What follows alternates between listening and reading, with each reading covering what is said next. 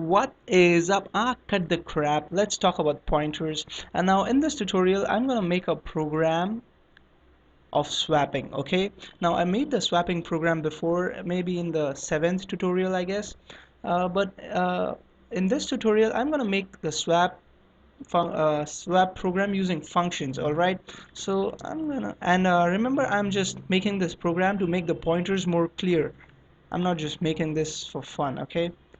And the swap function is going to be no return type, and it actually is going to have two parameters. Let's say int a and b. You can just type int and int here, but you can also type int a and int b, no harm. Okay, so let's code our main function first, and then we will code our swap function. Okay, so let's first of all take two numbers, and swapping function is just, we just swap the two variables, the value of two variables. Okay, so let's first of all take these two values,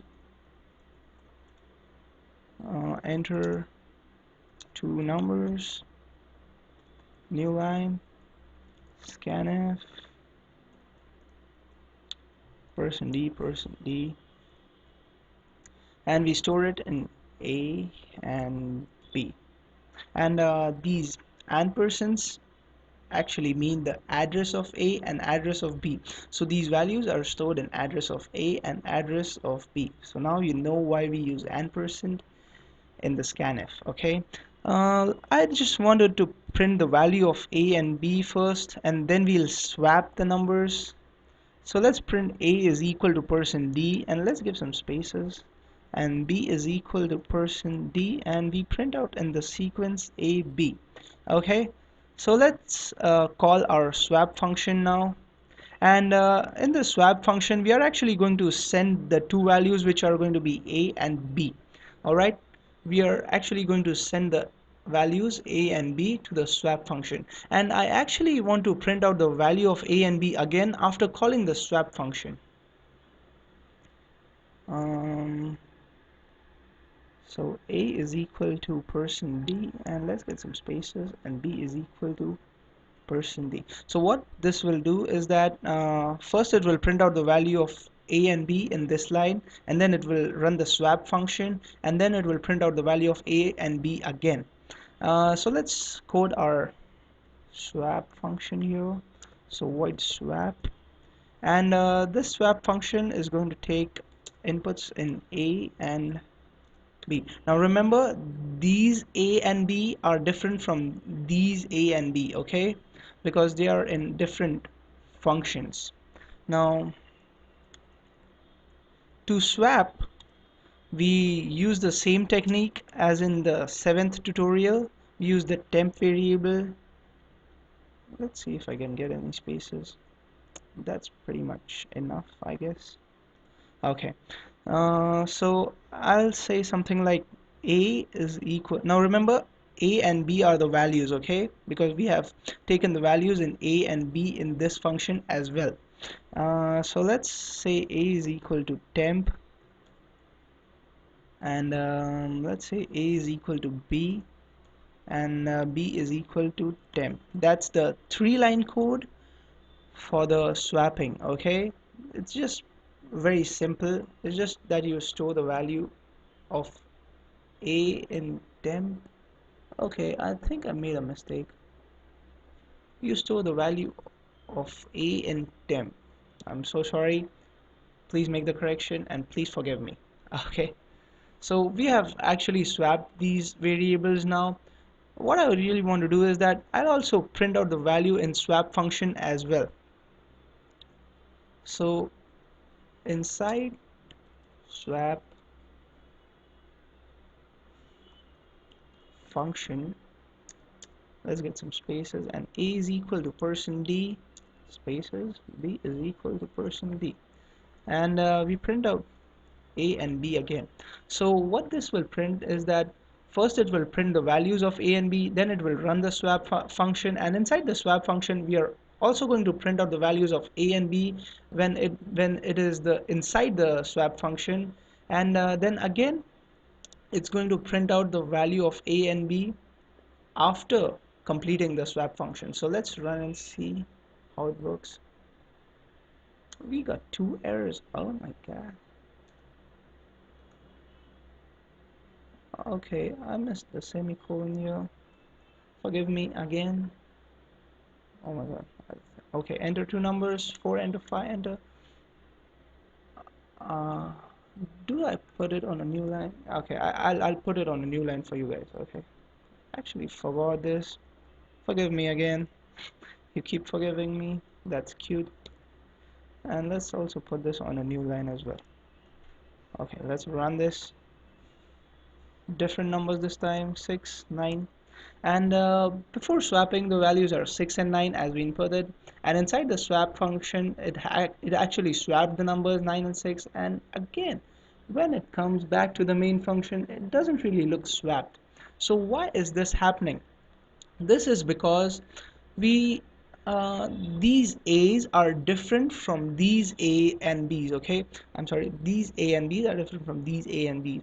So when we are running this code right here, it actually swaps and it prints out the A and B related to this function. Now when we go back to this function, our A and B has not really changed in this function. Okay, so what we can do is that we can use pointers and literally change the address. We can actually swap the address of these variables. Okay, so to do that, we will actually take the inputs as let's say asterisk p1 and asterisk p2, let's say. So what this means is that instead of just taking the values, we are actually going to take the address of those values. Okay, and let's come down here. What we do here is that instead of sending the values, we send the address of the values. Okay, so ampersand and ampersand. Remember, we are not sending the values, but we are sending the address of these variables. Now inside the swap function, we also need to make changes here. So first of all, I'll make p1 and p2. Okay, this will catch the address of A and this will catch the address of B. Okay, so now we have the address of A and B. Let's just delete this 3 line of code right here. Okay, there you go. So to swap the addresses, we write the same code, that is temp is equals to asterisk p1, that is the address, p2 asterisk, oh my god, asterisk p1 is equal to too many asterisks, and here we type asterisk p2 is equals to temp. Oh my god, finally the 3 line swapping code has been written. And what we need to do here is that instead of printing out A and B, what we actually need to print out is that the values, right? So we just print out per p1 and pointer p2. Now remember, while printing, when we use the asterisk, it prints out the values and not the address. Okay, so what this will do is that the swap function, when we call the swap function, it will actually send the address and it will get stored in here and here. Now because we use the asterisk, the values will come here, the values will get swapped, and we will be returning the values here. Remember, the address and the values are swapped. Let's run this and see what happens. Enter two numbers, 4 and 8 this time. So you see, first of all, before even using the swap function or doing anything, the numbers are 4 and 8. Now inside the swap function, when all the swapping is done, there is 8 and 4, the numbers have been swapped, but even after we come to the main function back, the numbers are swapped. So why is this? Because we have actually swapped the address of those two variables, okay, and not just the values. Okay, so that's how a swapping function function works along with the pointers. And this is called call by reference program. Okay, the previous one where we actually send the values and not the addresses of these two is called call by value. Okay, and this is called call by reference for a program. Okay, so that's how pointers can be useful. You can actually swap the addresses of two variables and not just the values, and that will affect the whole program because you have actually swapped the addresses of the variables and not just the values. Okay, so that's all. I'll find some other interesting program in next tutorial related to pointers. So thanks for watching, and we meet in the next video.